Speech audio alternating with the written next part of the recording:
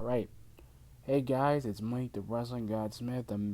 Sorry that it's sorry that I'm late, but I'm gonna talk about NXT because I saw it last night. I didn't get to record last night because I was very tired. But like I said, what I'm gonna talk about, what I'm gonna talk about first is the rivalry that we are having for Takeover. The matches that we are having. I read on PEW Insider that Johnny Gargano, Tommaso Ciampa, and Aleister Black are going to be in a steel cage. It'll be a triple threat steel cage match for the NXT title at the next takeover in Phoenix. And like I said last night, I was right and I was hoping and I everything in my predictions came true. The rivalry is still going on between them and Black and it's not stopping, but Tommaso is being the instigator, he is being the puppet master. He is fanning the flames of this rivalry. It is hot right now. And you know what? This is what Raw should be taking lessons from NXT and SmackDown. Because like I said, this is happening, man. This is big. It's happening. It's going in. Same thing with Kairi Sane and Dakota Kai. Dakota Kai, she put up a good effort against Shayna Baszler, but I think Kairi Sane is the only one that can beat her. And you know what? They should do a women's ever cage match too. Because you know what? Like I said, things are changing, man. And guys are changing. NXT is changing so fast, so rapidly. And like I said, everything. And you know what? I'll give Velveteen Dream a lot of credit. The dude, I heard his promo. He wants that belt. Cause you know what? The guy does a lot of problems, and I realized something. Like especially with SmackDown, the way it's been going, NXT and SmackDown are bringing in the ratings, man. They are bringing it in.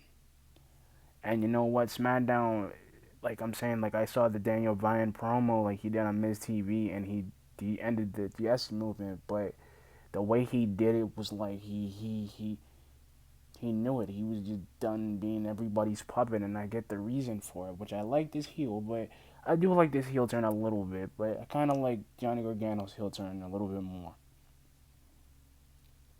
Like I said, guys, NXT this week, next week is gonna be even crazier because I'm hoping they're trying to find, like, listen, if Ricochet gets an opponent for that belt, it better be Lars Sullivan or friggin' Undisputed Era, because you know Adam Cole wants that belt back. He wants it around his waist again, because that's what's gonna end up happening.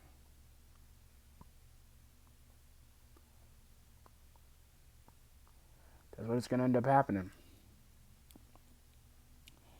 Because, like I said, I predicted this.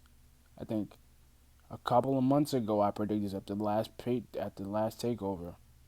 The War Raiders are not going after the tag titles, but they're safe right now. But they'll come back and they'll want them. They'll want them for the next tag. They're gonna want them for the next takedown. I mean, next takeover. They want it. They want those belts. And you know what?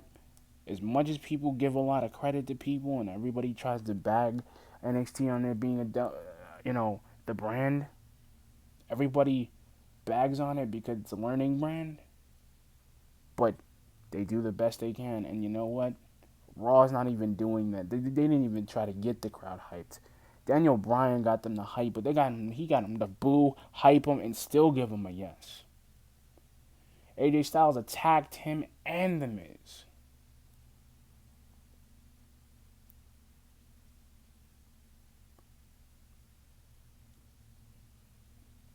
See, and that's the thing you realize, and you try to do things, and you try to make your own thing a different way.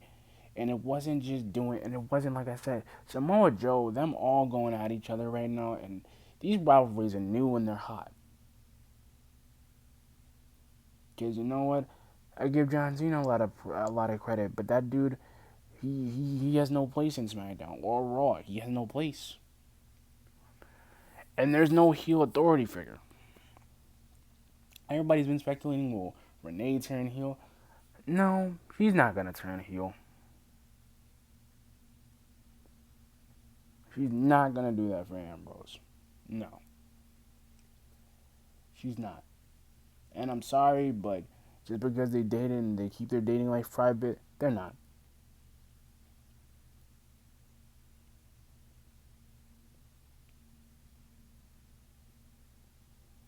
Like I said, he's a good person.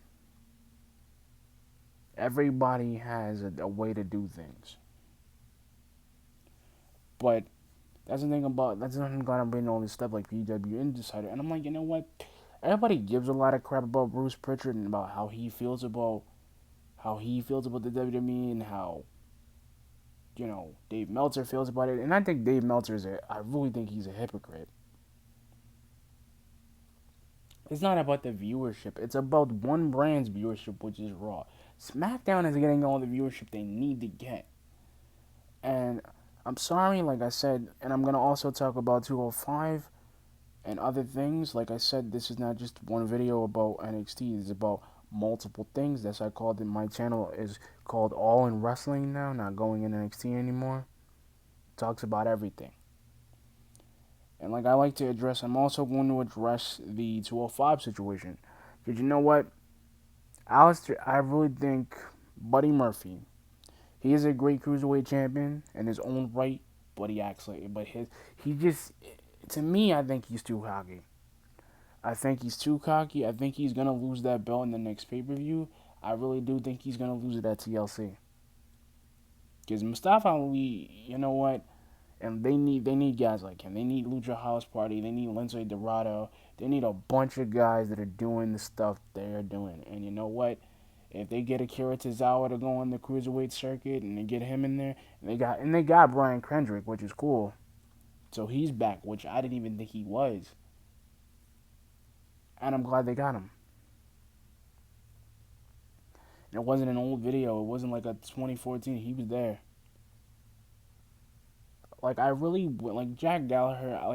I've seen him a little bit. And I know his style is British strong style, but I really haven't seen him. And Hideo Itami, I don't know what they're doing with him. I think he's just doing local competition, which does it gets the blood pumping, but it doesn't really get the blood hypes. Mustafa Ali gets that blood pumping, and I've seen him do his promo. His promo work is amazing. In my own opinion, I think it's amazing. Like I said, and I listen to Steven Larson. The five things I think they ruled that SmackDown, that Raw should take from SmackDown, is the rivalries and the hype and reading the crowd. The crowd was dead. Yesterday at NXT, the crowd was hyped. Everybody was into it. The broadcasters, the crowd, everyone. They're gonna do a contract signing next week about it. I'm pretty sure. And that's the thing about wrestling. Like everybody had like now, even with ECW back in the day. And that's the thing. NXT is taking that extreme route that it was trying to take years ago, and NXT is one upping it. Because it's not just tag team single wrestlers, it's factions too. You got your you got your hokey characters, you got your joke characters in there, but that's what makes NXT so great. Because we get the action that we get on SmackDown. You get the action you see on 205 Live, and you get the action you see on Impact. But the thing about Impact, like I said, Impact is they're a good brand in their own right. But they don't have the caliber that WWE has. And you know what? People wondering about the Undisputed Era, the Undisputed Era, which I think they are good. I think they are better than what they've been. I think they have taken it over.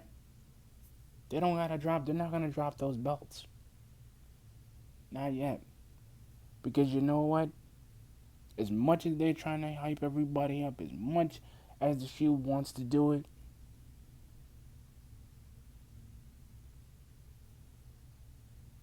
and this is what I'm thinking about. Like, what are we doing?